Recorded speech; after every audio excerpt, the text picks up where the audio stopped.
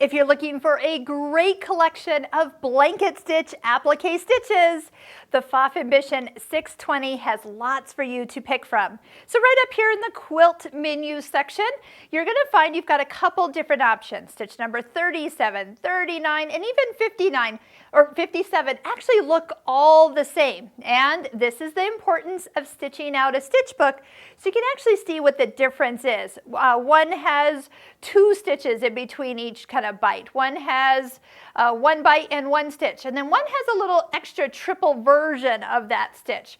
So finding the right stitch for your project, oh goodness, you just got to give them all a try. But I do want to show you that one of the stitches that I do like is stitch number 39 as we pick it here on the screen.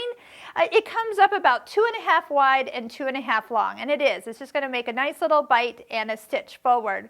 So when you do pick your fabric out, make sure that you do add stabilizer. That is what this is the picture for. Stabilize behind your fabric. That way it gives it a nice flat finish. It is recommending today that we use foot 1A with the IDT function.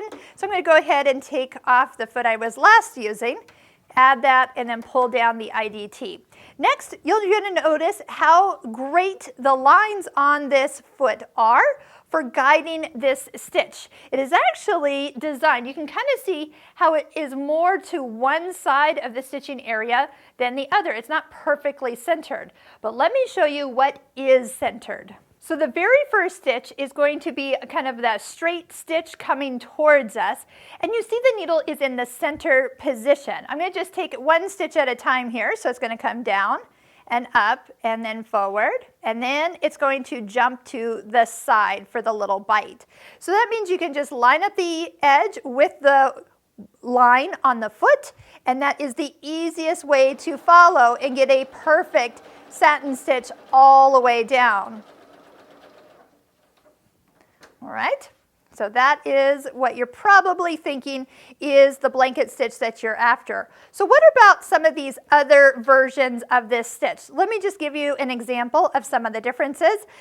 Stitch number 57, number 1 comes in really, really wide. I'm going to reduce it down to 3.5 wide and 3.5 long, and you're going to notice that this stitch is going to sew with a slightly heavier stitch on the side. So it's actually going 1, 2, 3, and then a bite twice on the inside. So if you're looking to have a much heavier look to the edge, almost like you used floss with it, then you're going to love this stitch. But you probably are going to want to adjust the width of it just because it comes in so wide, and something this small is going to really overpower. So I adjusted it down about half this size. Look how pretty that is. So compared to this delicate edge, this is very bold and beautiful. So try out different decorative stitches. Make sure you do your stitch book. Check the links below this YouTube video where you can learn how to make the ultimate stitch book. And then join us for one of our free parts of our Pfaff Stitching Cosmos online course, where you can learn how to use these decorative stitches to a whole new level.